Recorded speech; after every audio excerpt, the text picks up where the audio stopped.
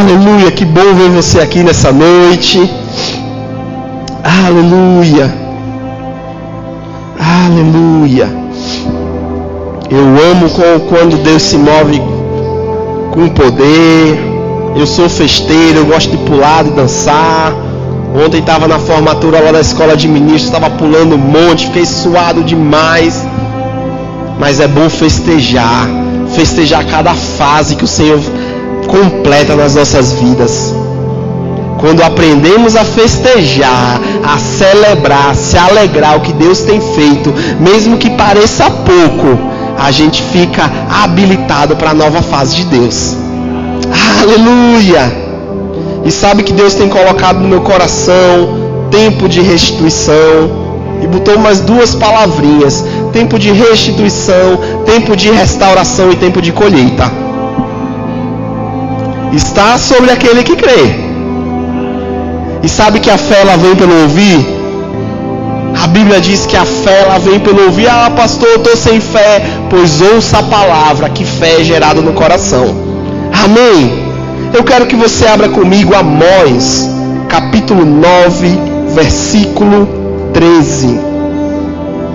Amós 9, 13.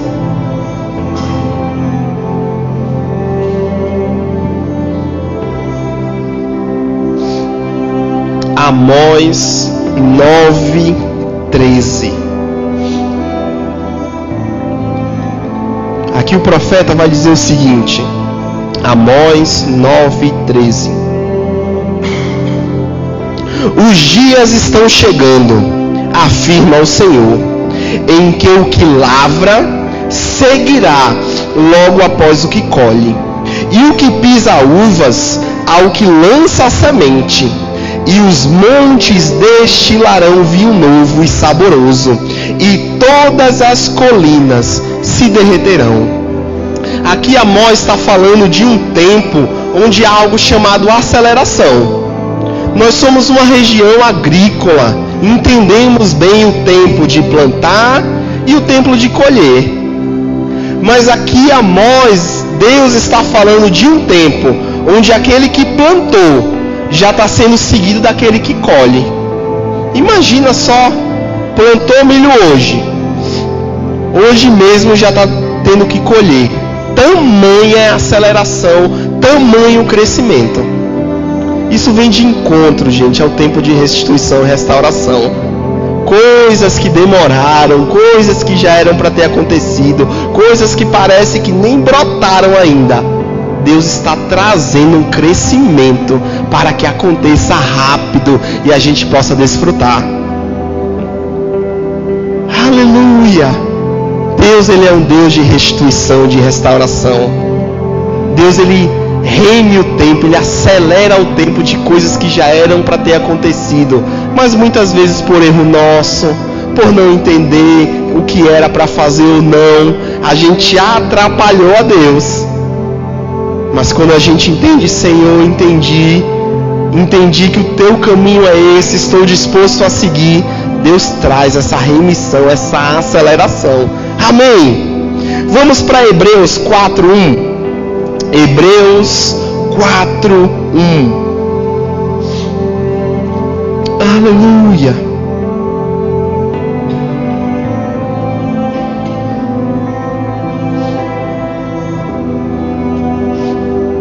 Hebreus 4:1 vai dizer assim: portanto, Hebreus 4:1, portanto, ainda que nos tenha sido outorgada, entregue a promessa de ingressar no descanso de Deus, tememos que alguns de vós pareça ter falhado, pois as boas novas foram pregadas também a nós, tanto quanto a eles. Entretanto, a mensagem que eles ouviram de nada lhes valeu, pois não foi acompanhada de fé por aqueles que a ouviram. Aqui o autor de Hebreus está falando que um grupo de pessoas recebeu uma promessa de Deus. um grupo de pessoas recebeu a mesma promessa de Deus. Não sei se você já falou, eu já falei, já ouvi bastante também aquela história assim: se Deus prometeu, vai acontecer. Mas sabe que o autor de Hebreus está falando de uma promessa que Deus fez, mas que não aconteceu? Isso nos faz pensar. Por que não aconteceu na vida de alguns a promessa de Deus? Porque não foi misturado de fé. Aquilo que nós ouvimos, a promessa que vem de Deus, nós precisamos misturar fé a ela. Nós precisamos crer naquilo que está sendo falado. Como é que eu sei se eu estou misturando fé àquilo que eu tenho ouvido? Tem momentos que eu estou sentado ali, tem outra pessoa pregando aqui, e isso vai aumentar mais ainda, porque o meu desejo é levantar pessoas que preguem a palavra. Amém? Meu desejo é treinar. E muitas vezes eu estou sentado ali. Se eu escuto, por exemplo, o Rodrigo pregar, e aquilo que eu ouvi ele pregar, que está na palavra, mas eu penso assim, não acho que é bem assim. Eu não estou misturando fé. Eu misturo fé quando eu disse: meu Deus, a Bíblia está falando isso. Deus usou essa pessoa para falar isso. Eu creio, é para mim. Isso é misturar fé. Existe uma atitude nossa que nos faz viver a promessa de Deus ou não. E quando misturamos fé à promessa, a Bíblia diz que tem descanso. Deus prometeu algo para mim. Eu não estou vendo isso acontecer, mas eu sei que é para mim. Eu sei o que Deus falou. Eu estou seguindo os seus passos. A ansiedade, ela não consegue me pegar, porque Deus, ele está no seu trono e ele está agindo. Eu quero que você misture fé ao que você vai ouvir hoje, amém? Aleluia! Vamos para João, capítulo 4, versículo 35. João 4, 35.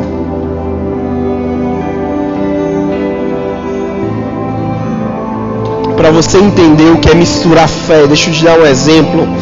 Existiu, não lembro agora se ele está vivo ou não. Eu acho que ele não está mais vivo, mas se estiver vivo ou não, não importa. É o pastor Chris Oklahoma, um pastor da África do Sul.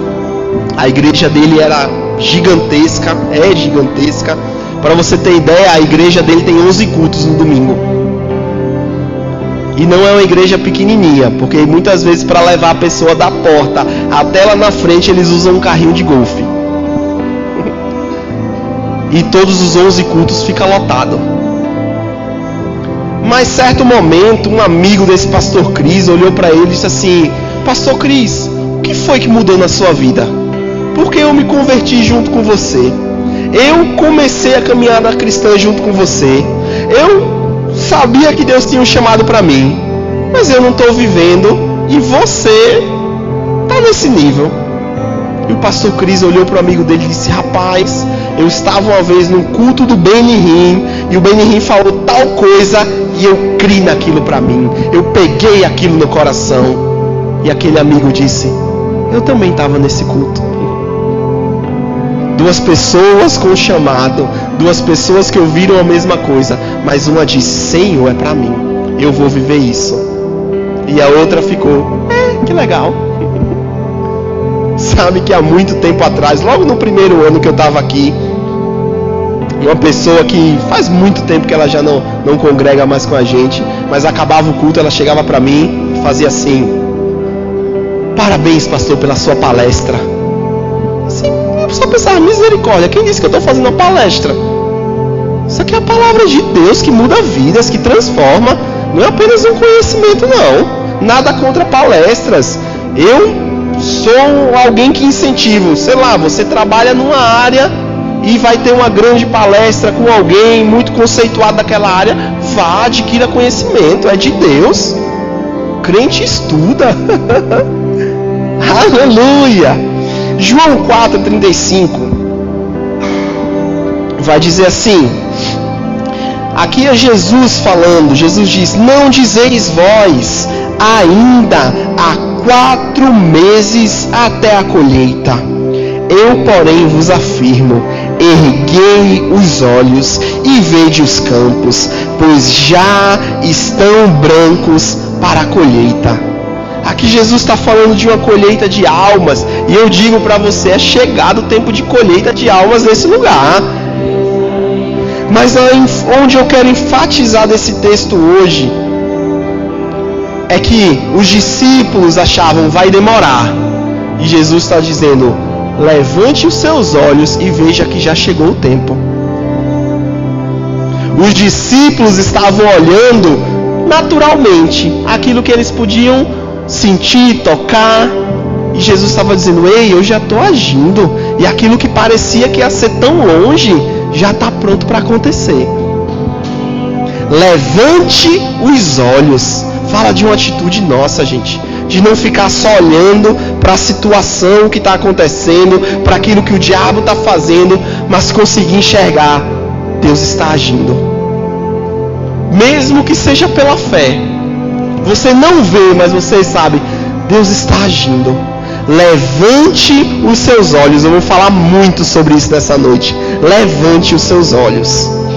Vamos para Gênesis, capítulo 13, versículo 4. Gênesis 13, 4. Opa. Gênesis 13, 4.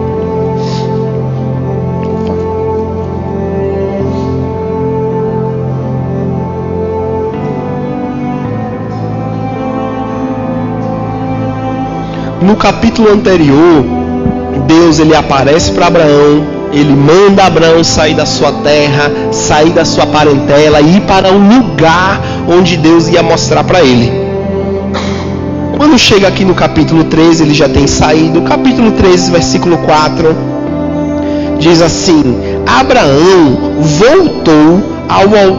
voltou ao altar que ele mesmo havia edificado e adorou a Deus, invocando o nome do Senhor.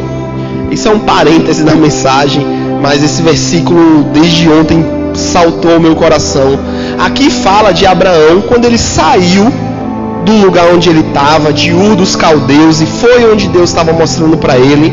Em determinado momento, Abraão levantou um altar e adorou a Deus. Depois Abraão andou mais um pouco, voltou para aquele mesmo lugar onde ele tinha adorado a Deus e adorou novamente. O que eu quero te dizer com isso? Existem momentos, existem lugares ou até mesmo músicas, comigo é muito música, onde aquilo ali desperta algo em mim, faz com que o meu momento de oração seja algo mais intenso. E hoje mesmo aconteceu de, geralmente eu boto uma música no YouTube e deixo rolando, aí às vezes escuto muitas músicas novas, mas aí hoje, naquela lista aleatória, tava uma música que fazia muito tempo que eu não ouvia, e que era uma das músicas que eu usava para o meu momento de oração. Meu Deus do céu, o céu desceu naquele quarto. O que eu quero te dizer com isso? Tem práticas que alguns aqui já fizeram e ajudaram muito eles na oração, no louvor, que foi deixado de lado. Deus está mandando você voltar a essa prática, voltar àquele lugar, voltar àquela música, sei lá, você sabe o que é, para que isso traga algo de novo, que onde você já andou outra vez. Mas continuando o versículo 5, vai dizer assim: Ló, que seguia Abraão, tinha igualmente ovelhas, bois e tendas. A terra, todavia, tornou-se insuficiente para abrigar os dois morando na mesma região. Isso porque possuíam tantos bens, servos e animais, que a terra não conseguia sustentar a todos. Por esse motivo, os homens que zelavam dos animais de Abraão brigavam com os que tomavam conta dos animais de Ló. E nessa época, os cananeus, os ferezeus ainda habitavam as terras. Então Abraão propõe a Ló que não haja discórdia entre mim e ti, nem desavença entre os meus pastores e os teus pastores. afinal, somos irmãos. Gente, eu lendo isso no sábado, quando Deus começou a falar comigo, e eu dizendo, meu Deus, 2 parentes. E eu posso dizer aqui, ó, se você está aqui, você é parente dessa pessoa que está do seu lado. Você faz parte da família de Deus, a mesma família que essa pessoa faz. E houve desavenças, mas eles resolveram. Eles conversaram. Oh, quanta gente, povo de Deus, tem sofrido porque não conversa, porque deixa aquela desavença entrar no coração. Não vamos ser esses, gente. Vamos conversar. Não fuja de uma conversa difícil. Faz parte da vida. E Deus dá graça. Continuando, Abraão diz no versículo 9: Vê, toda a terra não está diante de ti. Peço, portanto, que te apartes de mim. Se tomares a esquerda, irei para a direita. Se tomares a direita, irei para a esquerda. Então Ló ergueu os olhos e observou toda a planície do Jordão, que era toda irrigada até Zoar. Era como o jardim do Senhor, como as terras férteis do Egito. E isso aconteceu antes de o Senhor destruir Sodoma e Gomorra. Ló escolheu para si todo o vale do Jordão e partiu rumo ao leste. Assim os dois se separaram. Abraão ficou na terra de Canaã, porém Ló mudou seu acampamento e todos os seus bens para um lugar próximo a Sodoma, entre as cidades do vale. Ora, as pessoas que viviam em Sodoma eram extremamente malignas e praticavam pecados horríveis contra o Senhor. Eu acho interessante, tá? Abraão e o seu sobrinho Ló. Um dos motivos que eles precisavam se separar não era só porque a terra não comportava todos eles, mas Deus no capítulo 12 falou assim para Abraão: se separa da sua família, porque o que eu tenho para fazer com você, sua família não vai entender. Parafraseando, eles não vão conseguir ajudar, só vão atrapalhar. Eu preciso que nesse momento você se separe. Mas o que Abraão fez? Levou o sobrinho junto. Gente, Deus é um Deus de amor. Deus é um Deus misericordioso. Deus é um Deus que Ele une pessoas, une propósitos. Mas tem momentos que Ele diz assim: se separe dessa pessoa, está te atrapalhando. Aleluia. E isso a gente precisa de uma coisa chamada maturidade, para entender que existem momentos de separação. Outra coisa que Abraão me ensina demais é que Abraão, alguém que conhecia Deus, diante de uma situação, não foi precipitado. Abraão deixou: ó, Ló, escolhe tu. Pronto, vai para um lado, eu vou para o outro. Pode escolher, Ló. E os homens que vieram na reunião de homens vão lembrar de Provérbios, não precisa abrir, eu vou só ler. Provérbios 21:5, que diz que aquele que planeja com cuidado e trabalha com dedicação vai prosperar. Mas quem é apressado vai cair na pobreza. E quem tem Deus não precisa se apressar, gente. Quem tem Deus precisa calma. Deixa eu planejar aqui, deixa eu perguntar para Deus. Sempre que uma situação se apresentar para você assim, ó, ou decide agora, ou não vai acontecer, ó, é uma coisa muito boa, mas tu não decidir agora, eu posso dizer para você, é laço do capeta para você se cair. Uma situação que vai parecer assim, ó, meu Deus, que maravilha, quando você vê, tá lá enredado, preso. Aleluia. Nós temos que ser rápidos para obedecer a Deus. A gente sabe que Deus está falando, a gente obedece rápido. Mas se não sabe, se é aquele momento de, e agora, o que faço? Planeja, pensa, pede ao Senhor. Eu lembro de um grande empresário dos Estados Unidos, bilionário, multimilionário, que perguntaram para ele qual era o segredo dele ter tanta assertividade nos negócios. E ele dizia: eu pergunto a Deus. Às vezes eu passo uma semana para decidir.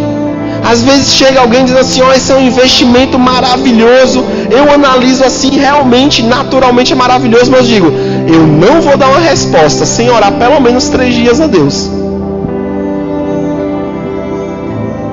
Se nós entregamos a vida a Ele, nós vamos depender dEle para as direções, gente.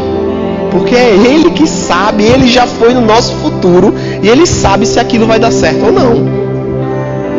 Aleluia! Quantas vezes a gente é precipitado e quebra a cara? Outros até podem saber o que tem que fazer, mas podem ficar como criança birrenta. Sentou, vai acontecer, mas não faz nada. Provérbios 21:5, na versão Reina Valera, se eu não me engano, vai dizer que quem planeja bem e é dedicado no trabalho.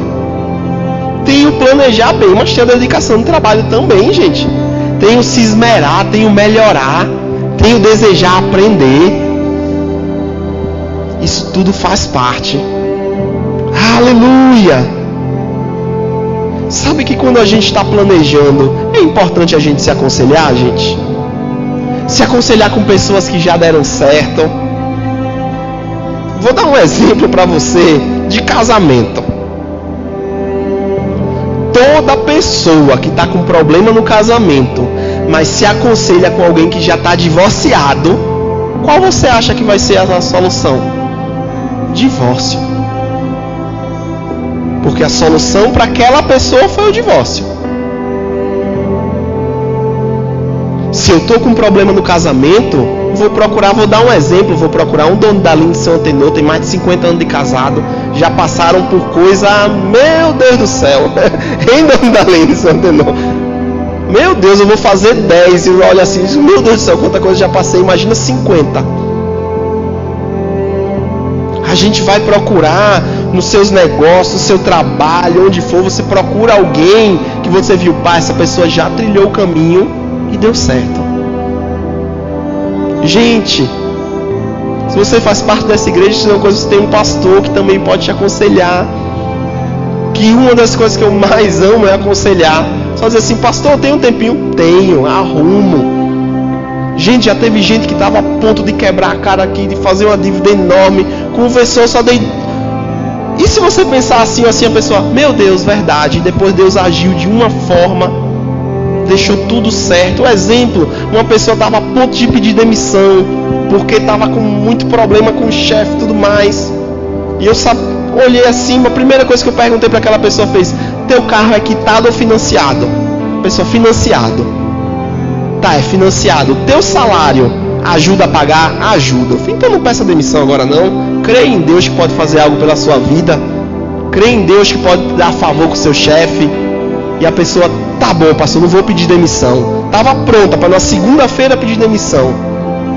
Naquela semana o chefe olhou para ela. Passou aquela semana, o chefe olhou para ela e disse assim: não sei porquê, mas eu vou te demitir. Não tem motivo, eu gosto do teu trabalho, mas eu vou te demitir, vou pagar todos os teus direitos e tu vai ter direito ao seguro-desemprego. O seguro-desemprego dela foi certinho até a última parcela de pagar o carro. Tudo porque pediu um conselho. E a gente não foi criado para viver sozinho. Eu sei tudo, e também eu não vou saber de tudo não. Mas um conselho, ele ajuda no planejamento. Amém. Aleluia. Não precisa abrir, mas se você quiser ler em casa, em 1 Reis 12, fala de alguém chamado Roboão. Roboão foi o filho de Salomão. Salomão, o homem mais inteligente que já existiu. Roboão, acho que um dos homens mais burros que já existiu. O que é que aconteceu? Salomão morre, Roboão assume o trono. Naquela época Israel tinha 12 tribos. Roboão ia reinar sobre 12 tribos. Até que os servos chegaram e disseram: Roboão, nos ajuda aí, os impostos estão muito pesados, o negócio está muito oprimido, nos ajuda aí. Aí Roboão vai para os sábios, pergunta, e os sábios dizem: escute o povo, faça o que eles estão pedindo e seu reinado vai se perpetuar. Mas o Roboão foi perguntar também para quem? Para os amiguinhos puxa-saco. E os amiguinhos puxa-saco disseram assim: Roboão, faça como tu quer, aumenta a carga, bota para torar. Gente, às vezes a gente está se aconselhando, e não é errado, mas a gente se aconselha com pessoas que são tão próximas de nós, que têm um sentimento tão próximo, que estão vendo da mesma forma que a gente. E tudo que a gente precisa é alguém que olhe de fora. Ou só se aconselha com aquele que lambe, que diz que tudo está certo. Rapaz, se eu não tiver um amigo que olhe para mim e diga assim, tá errado, eu não tenho amigo. Porque amigo que ama vai dizer assim, tá errado, fez isso errado, não vai ficar só, oh queridinha, você tá certo em tudo. Aleluia, aleluia. Mas voltando, Ló, ele olhou para vantagens naturais, mesmo que aquelas vantagens naturais, ele estava rodeado de gente que não prestava. Meu Deus do céu. Gênesis 13:13, eu vou ler de novo, diz assim, ora, as pessoas que viviam em Sodoma eram extremamente malignas e praticavam pecados horríveis contra o Senhor. O que adianta, vou dizer assim, ganhar muito dinheiro, mas só está rodeado de sanguessuga, de gente que não vai te ajudar em nada, pelo contrário. E como saber, pastor, se quem eu estou rodeado pode me ajudar ou não, é uma pessoa que está querendo a Deus ou não? Vamos para Provérbios 6:16. Provérbios 6:16. Você ama o Senhor? Se você ama o Senhor, você ama aquilo que Ele ama e odeia aquilo que Ele odeia. Aleluia! Eu sou casado com uma mulher linda e maravilhosa, Ana Paula. Rapaz, quem é casado sabe que com o tempo a gente vai gostando das mesmas coisas. Nem gostava tanto, mas passa a gostar. A gente lá em casa brinca, porque eu sou um bom nordestino que ama pimenta. Ela não suportava pimenta, hoje ela come pimenta. Ela bota a pimenta no prato e diz assim, meu Deus, eu não me reconheço. Porque quem ama, quem vai sendo próximo, vai gostando da mesma coisa. Não vou dizer que tudo a gente vai gostar igual, não. Ainda somos pessoas que têm coisas diferentes, mas a gente se adapta. Mas olha o que Provérbios 6:16 diz. Há 6 atitudes que o Senhor odeia. A 7ª atitude Ele detesta: olhos arrogantes, línguas mentirosas, mãos que derramam sangue inocente. Você pode dizer assim, pastor, eu não ando com nenhum assassino não, isso aí eu já sei. Mas sabe que Jesus falou assim, se você odiar o seu irmão, você se torna assassino? Não precisa ser nem matar, é odiar, é olhar assim, não suporta aquela pessoa. Rapaz, o capiroto está achando lugar no nosso coração, na nossa casa. Aleluia. Versículo 18. Coração que maquina planos perversos, pés que se apressam para fazer o mal, e a testemunha falsa que espalha difamações, e aquele que provoca contenda entre os irmãos. A gente precisa analisar quem está ao nosso redor. Primeiro, analisar se a gente não está em nenhum ponto desse, porque a gente sempre deve se analisar. Mas depois se analisar, será que quem está ao meu redor não está vivendo desse jeito? Se você sabe que está, a primeira coisa é repreender a pessoa em amor, dizer, isso é uma atitude errada. E se a pessoa não quiser sair, não quiser mudar, é necessário se afastar. Aleluia, aleluia. Voltando para Gênesis 13, agora o versículo 14. No 13 até o 13 a gente viu que Ló, ele olhou só para as vantagens e quebra a cara depois. Já Abraão, que não foi apressado, Diz assim, Gênesis 13:14. Então, depois que Ló foi embora, prometeu o Senhor Deus a Abraão. E eu quero, antes de continuar, trazer um ensinamento dessa parte. Deus, ele deu uma ordem a Abraão, se separar de toda a família. Estou dizendo que é para você se separar de toda a sua família não, tá, gente? Isso é um exemplo de Abraão, mas com certeza vai ter algum momento que Deus vai mandar eu e você se separar de alguém. E a gente precisa entender. Deus mandou Abraão fazer algo. Abraão fez pela metade. Abraão obedeceu uma parte, mas não obedeceu todo. E até que Abraão obedecesse completamente, estivesse sem ninguém na família, Deus não voltou a falar. Às vezes a gente está querendo que Deus fale, que Deus fale, que Deus fale, quando Deus já deu uma ordem, mas a gente não obedeceu. Ei, não vai vir outra ordem não. Não vai vir outra fala não. Pode vir a mesma fala, porque Deus ele é paciente com a gente. Meu Deus do céu. Olhando para mim, quantas vezes eu não obedeci a Deus, eu olho assim e digo assim, meu Deus, como Deus é paciente, é muito melhor que eu. Porque se fosse eu nessa solução, eu mesmo tinha me jogado de lado. Mas Deus, ele é paciente. Mas não espere outra fala do Senhor se você não obedeceu ainda. Aleluia. E continuando, Deus prometeu a Abraão: ergue os seus olhos e observa bem do lugar em que estás, para o norte e para o sul, para o oriente e para o ocidente. Toda terra que vês, eu te darei, a ti e a tua descendência para sempre. Assim como Jesus falou com os discípulos, levanta os olhos e veja, Deus falou para Abraão, levante os olhos e veja. Aonde você estiver vendo, eu vou te dar. Eu tenho falado, gente, de um tempo de restituição, de um tempo de restauração. Você consegue ver Deus restaurando a sua vida? Ou você ainda não está conseguindo? Se não está, eu digo para você, Deus está dizendo assim, levante os olhos e veja. Levante os olhos e veja colheitas de sementes que foram semeadas e você ainda não viu colheita. Levante os olhos e veja restauração onde você está clamando tanto por Deus.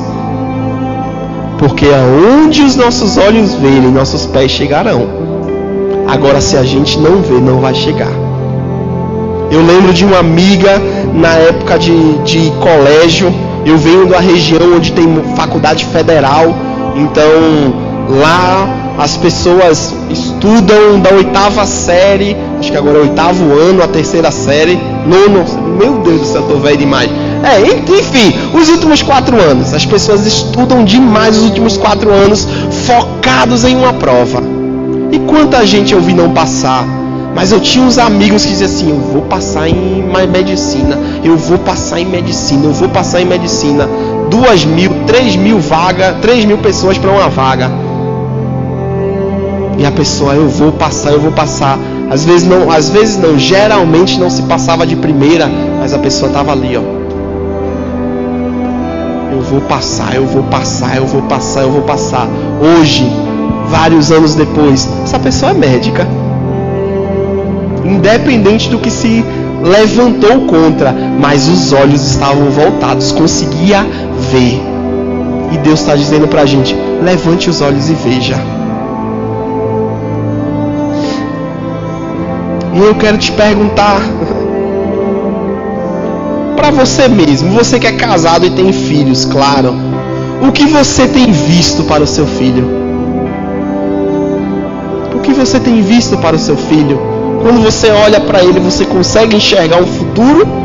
Ou você está com os olhos baixos só vendo agora? E lembra de Provérbios? É planejar e trabalhar.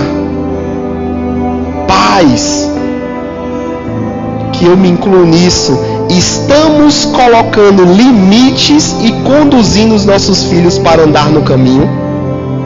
Estamos sendo exemplo? Sabe que sexta de manhã aconteceu um fato bem interessante lá em casa. Na verdade eu já estava em Bento, porque eu ia ter culto de noite lá, um culto de encerramento do curso que eu fiz. E minha mãe disse pra Aninha, fiquei sabendo do outlet de sapato para criança, vamos lá. Aí na sexta, na hora do almoço, a gente foi lá. Realmente, para a criançada tinha um preço bem baixo. E a gente começou a olhar, Benjamin começou a experimentar aqueles sapatos. E aí, minha mãe ia dar um, a gente ia comprar outro, então a gente escolheu 2 sapatos. Quando o Benjamin olhou para aqueles 2 sapatos, ele começou a chorar. E disse, eu não quero esses sapatos, eu quero aquele outro. Gente, era um sapato feio. Pensa num sapato feio. E ele chorou. Eu sentei, conversei. Os pais, quem é pai sabe quando o filho começa a chorar, principalmente porque a gente fica meio balançado em fazer aquilo que ele quer. Mas eu olhei para mim e disse assim, amor, é muito feio. Mesmo na promoção, a gente não vai trocar esse sapato bonito por esse não. E ele chorou, eu levei ele lá fora, conversei, e ele emburrado. A gente, filho, esse aqui é mais bonito. Não gostei desse, não quero esse. Resumindo, saiu de lá emburrado, porque não compramos o sapato que ele gostava, compramos aquilo que a gente sabia que era bonito, que ia combinar com as roupas. De noite, a gente foi passear, de noite na verdade eles foram para a casa da minha irmã. Um pouco antes de eu sair para ir para o culto, Benjamin estava com aquele sapato no pé, que ele disse que não queria, dizendo, como ficou bonito esse sapato. Eu olhei para mim e disse assim, tá vendo que criança não se governa? Que quem governa a criança é pai e mãe. Se a gente cede por conta daquilo que ele chorou dele, que a gente para ceder faltou isso aqui. Mas o sapato era muito feio. Se fosse um sapato bonito, a gente tinha aberto mão. Porque a gente não é bonito. A gente já estava com a visão, com essa roupa, com isso vai seguir. A gente precisa ter uma visão sobre os nossos filhos. E a gente precisa saber, o caminho é esse. E a gente tem que ensinar ele nesse caminho. Porque não adianta só ter uma visão e não ensinar no caminho. Porque é ter planejamento e trabalhar arduamente. Para quem é casado, o que você vê para o seu casamento? Como é que você vê o casamento? Eu lembrei de uma pessoa que há anos atrás, toda vez que chegava o início do mês, aquela pessoa brigava feio com o marido, a ponto de botar o marido e os filhos para fora de casa. Conta de dinheiro, conta de gastos que não eram bem conversados entre os dois. Depois se arrependia, voltava. Mas qual foi o resultado? Divórcio, gente. Um dia eu encontrei essa pessoa na rua e ela disse assim, pastor, você acredita que minhas filhas não quiseram ficar comigo? Eu não disse, mas eu quase acredito. Todo mês tu botava pra fora. Não adianta eu ter uma visão de assim, minha família vai ser perfeita, mas as minhas atitudes estão sendo diferentes, gente. Não adianta eu querer ter uma família dos sonhos, mas eu não estou me esforçando seguindo o que a Bíblia diz para ter. Deus diz, levante os olhos, veja, mas siga esse caminho. É necessário seguir o caminho, exige esforço nosso, gente. Tudo que é bom exige esforço, gente. Menos comer comida boa, né? Mas ainda tem que pegar, botar na boca. Mas pensa aí as coisas que você já conquistou para a sua vida. Foi sentado no sofá, bem tranquilo assim, não preciso fazer nada. O que é bom mesmo dá esforço. E um casamento bom, filhos bem criados, é esforço. E é bom demais ver o resultado, gente. Aleluia. Provérbios 14:1, ainda sobre a questão de o que estamos vendo para a família. Provérbios 14:1.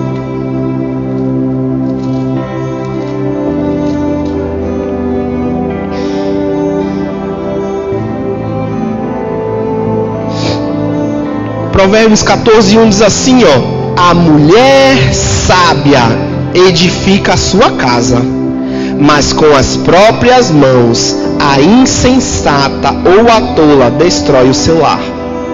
Mulher que é sábia edifica. Mulher que é sábia fala a palavra que edifica. Rapaz, eu tô vendo que meu marido tá indo meio assim. Eu não vou olhar para ele e dizer assim: ô traste dos infernos, muda. Não, eu vou dizer: Senhor, sabedoria. Qual é a sabedoria que eu vou usar? Que palavra eu vou usar certo que eu vou conseguir edificar esse homem para ele conseguir ser aquele homem que eu tanto estou desejando, que tanto eu estou vendo. Aleluia. Provérbios 21:9. Calma aí, mulher, que vai ter pro homem também, tá? Não se sinta chateada, não. Provérbios 21:9.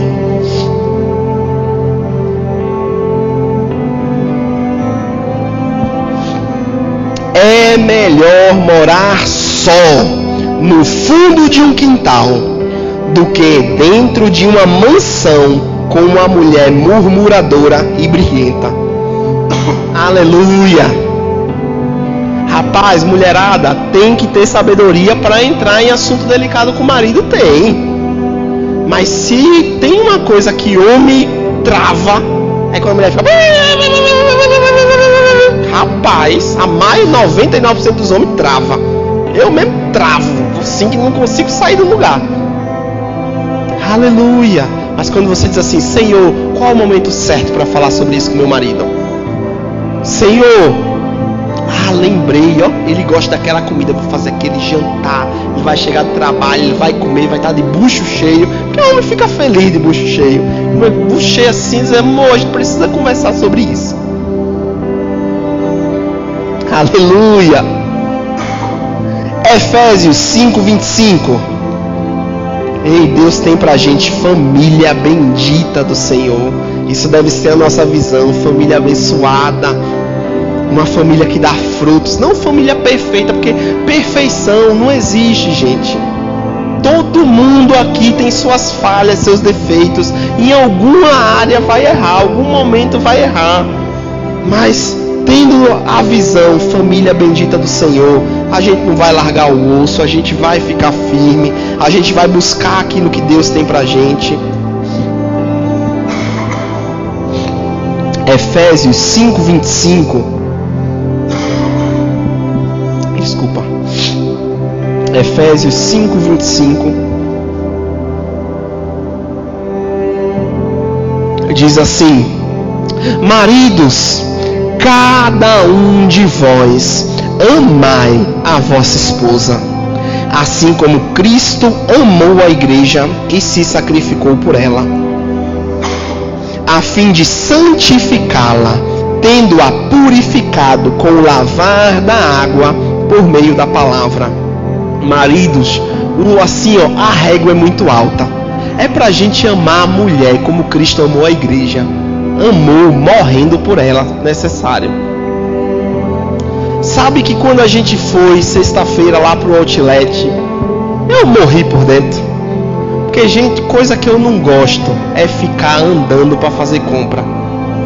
Eu sou um homem prático demais. Eu vou comprar uma coisa, eu sei o que é, vou lá, compro, volto. Eu brinco que uma vez eu estava no mercado, estava com a listinha aqui, ó, comprando, passei, não vi um membro da igreja, uma mulher, passei por ela, não vi. Rapaz, depois ela deu um grito no estacionamento: ô folgado, não fala comigo não. Fiz: irmão, não vi a senhora não, me perdoe, eu estava tão assim. Mas sabe que a minha esposa, eu creio que não é diferente da maioria, ela gosta de olhar, pegar, ver. Às vezes a gente acha que se sacrificar é só trabalhar para trazer sustento. Ei, se sacrificar é a gente entender o que é que a esposa necessita emocionalmente também. Eu não gosto muito de fazer isso. Mas eu vou fazer, porque eu estou amando ela com amor sacrificial. Aleluia. Um homem uma vez disse para mim: pastor, eu amo jogar futebol, mas sempre dá confusão lá em casa, então eu parei de jogar futebol. Rapaz, isso é amor, gente. Do mesmo jeito que a mulher, ela precisa se esforçar para com seus lábios fazer o esforço de construir e não destruir, o homem precisa entender o que é que minha mulher precisa financeiramente, fisicamente, emocionalmente. como é que eu tenho que cuidar dessa preciosidade que Deus me deu. Aleluia! A régua é lá em cima. E o versículo 26 diz que Cristo, a fim de santificá-la, purificando com o lavar da água por meio da palavra. Jesus Cristo amou tanto a igreja, ama tanto a mim e a você, que Ele nos purifica por meio da palavra. E do mesmo jeito que Cristo faz isso, maridão, eu e você precisamos saber o que a palavra diz para ministrar o coração das nossas esposas.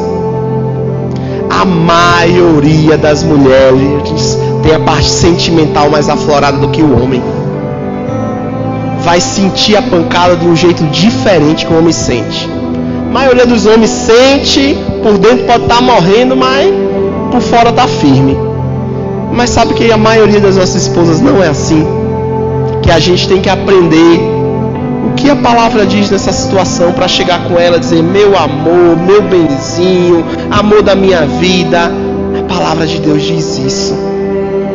Vamos aguentar. Olha só, tira os olhos disso. É por aqui. É papel do homem. Homem, desculpa dizer isso, mas eu preciso dizer isso. Se sua mulher lê a Bíblia mais do que você está muito errado. Está muito fora do padrão de Deus. E Deus, Ele não quer isso. Deus quer o homem lendo e podendo ajudar. Aleluia. Não terceirize isso, homem. Você vai ganhar o coração da sua esposa de um jeito que você não tem noção. No dia que ela estiver atordoada, você poder dizer assim, ó: meu amor, senta aqui, vamos orar. A palavra diz isso. Aleluia.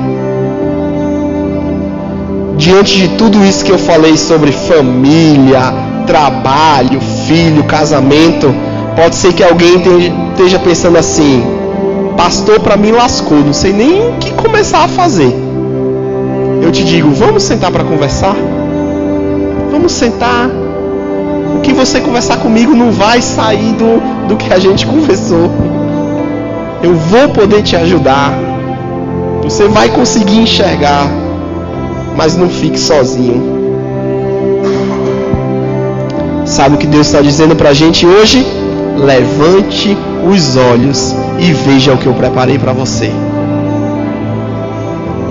1 Reis 19. Vamos lá. Já estamos caminhando para o final. 1 Reis 19.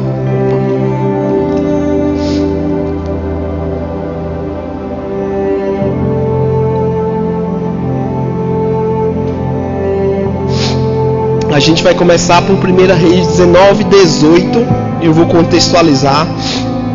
Em determinado momento do reinado de Israel, existia um rei chamado Acabe, que sua mulher era Jezabel. E foi um rei que fez coisas muito ruins. Foi um rei que idolatrou muito outros deuses, que fez toda a nação idolatrar outros deuses. A nação de Israel era uma nação que tinha aliança com Deus, que sabia quem era Deus, mas principalmente por conta da influência da mulher, esse rei, que era um bananão, né? Não tem outra palavra, era um bananão, fazia tudo o que a mulher queria. Uma coisa é o homem estar atento ao que a mulher precisa. Outra coisa é o homem ser dominado e fazer tudo o que a mulher quer. Aleluia. Homem, Deus te chamou como cabeça do lar. Você vai saber, opa, peraí, você pede conselho, vocês exercem junto, mas não é tudo a mulher que toma a decisão, não. Mulher nenhuma gosta de homem que ela tem que tomar decisão. Aleluia. Sabe uma coisa que eu aprendi? Deixa eu te dizer o meu testemunho de vida. Eu não tive o meu pai presente. Então, eu não tive uma figura paterna. Eu fui criado pela minha mãe e pelas duas avós. E antes de me converter, se alguém perguntasse para mim assim: vamos comer o quê? Eu dizia: não sei. Eu não conseguia tomar decisão. Antes de me converter, eu era do mundão, tive uma outra namorada, e quando ela dizia assim: vamos comer o quê? Eu não sei, tu que sabe. Mulher odeia isso. depois eu vim descobrir que a psicologia fala que homens que são criados por mulheres não conseguem tomar decisões, porque quem eles viram tomando decisão é a mulher. Eu me converti e descobri tudo isso e fiz, oxi, eu sou homem, não tive esse exemplo, mas agora eu vou aprender a ter. Senhor, me ajuda. Se a Aninha olhar para mim e perguntar, e se ela perguntar, amor, o que é que a gente vai comer? Rapaz, eu como homem, eu preciso dizer, vamos comer tal coisa, vamos fazer tal coisa. Se ela diz, eu queria comer tal coisa, não, se você quer, vamos seguir aí. Mas aprenda isso, homem. Mulher, ela precisa de direção. Aleluia. Fechando parêntese. E voltando aí então, tinha esse rei que fazia tudo isso errado e tinha um profeta chamado Elias. Esse profeta Elias, em determinado momento, ele enfrenta 450 profetas de Baal. Pensa num cara macho. Rapaz, um homem contra 450. Ele debocha deles, ele vai aí, clama pro teu Deus para que chova, porque fazia anos que não chovia, por conta de uma oração dele. E ele consegue enfrentar aqueles homens, ele mostra que Deus é o Deus verdadeiro que age, e ele mata os 450 profetas. Aí Jezabel fica sabendo e diz, hoje mesmo eu vou te matar. Aí o homem, que era Omão, que ganhou de 450, e os outros profetas lá, que eu não lembro agora a quantidade, que ganhou todos eles, diante de uma palavra, acabou a vida. Fiz grandes coisas para Deus, mas agora melhor é morrer. E aí no versículo 18 ele diz assim, Deus diz para ele, porque na verdade ele diz para Deus assim, Deus, é melhor eu morrer, porque só eu sigo ao Senhor. E aí Deus responde para ele no versículo 18, preservei em Israel 7.000 homens, todos os joelhos que não se dobraram diante de Baal, e todos aqueles cujas bocas não o reverenciaram sua imagem, beijando-as. O que é que o diabo tenta fazer com a gente? Só tu tá passando por isso. Só tu sabe o que é isso. Ninguém na face da terra tá passando a mesma coisa que tu. Se vitimizar, é isso que o diabo tenta fazer com a gente. O profeta fez isso e Deus disse para ele, ei, além de tu tem 7.000 passando por isso. Não se vitimize. Se está doendo, clame ao Senhor, mas não se isole, porque o profeta fez isso, se isolou dizendo, ninguém me entende, ninguém me ama, ninguém está nem aí para mim, se isolou. Aleluia. Continuando, versículo 19, porque Deus mandou ele sair, Deus mandou ele fazer algumas coisas, aí ele vai fazer aquelas coisas que Deus mandou e diz, Elias partiu rapidamente dali e encontrou Eliseu, filho de Safate, que arava com 12 juntas de boi diante dele, e ele estava com a 12ª. Elias se aproximou de Eliseu e lançou sua capa sobre ele. Então, deixando os bois, Eliseu correu até Elias e rogou, deixa-me abraçar e dar um beijo de despedida no meu pai e na minha mãe, então te seguirei. Elias lhe respondeu, vai e volta depressa, lembra-te do que fiz contigo. E Eliseu voltou, apanhou a sua parelha de bois e o matou, queimou o equipamento de arar para cozinhar a carne, e a serviu ao povo, e eles todos comeram. Depois partiu com Elias e tornou-se assistente e aprendiz. A gente está falando sobre levantar os olhos e ver. Elias, ele rejeitou o chamado de Deus diante de uma dificuldade, e Deus mandou ele pegar uma pessoa e treinar essa pessoa no seu lugar, que era Eliseu. Elias está passando e Eliseu está trabalhando, e Elias joga a capa sobre Eliseu. A capa, nessa época, a Bíblia mostrava quem era a pessoa. Roupa não era tão fácil de comprar como hoje. O Josel, ele ia ter uma capa que todo mundo de longe sabia, ali é o Josel. Ah, o Rodrigo ali era outro. Ah, ali é o Rodrigo. Porque sempre se usava aquela mesma. Quando Elias joga sobre Eliseu essa capa, Elias está dizendo: ei, agora a sua identidade vai ser essa de profeta. Agora você vai ser essa pessoa. O que eu estou querendo dizer com isso, gente? Deus, ele vai te mostrar algo. Deus tem te mostrado algo. É para você ficar com o que Deus falou. Não é mais com o que você achou, com o que você era, com o que você pensava. É com o que Deus falou. E o que Eliseu faz? Pega tudo aquilo que era do trabalho dele e acaba com tudo para não ter para onde voltar. Que coisa linda. Deus, ele vai te mostrar algo. Deus vai colocar algo no seu coração. Não é para retroceder mais não. É para ficar com o que Deus falou. Não é para ficar: ah, de repente eu faço isso, mas se não der certo eu volto a fazer isso. Ah, Deus me disse para ir por esse caminho, eu até vou, mas de repente se não der certo eu vou por esse. Ei, fé não é assim não. Fé, Deus falou ao meu coração para seguir esse caminho, eu vou seguir, ponto final. Deus está me mostrando isso para minha família, Deus está me mostrando isso para meus negócios, Deus está me mostrando isso para meu casamento, eu vou seguir esse caminho, ponto final. Eu não vou voltar, eu não vou retroceder, eu não vou afrouxar. Levante os seus olhos e veja o que Deus está fazendo, o que Deus está mostrando, e siga esse caminho completamente. Amém? Fica de pé, vamos orar.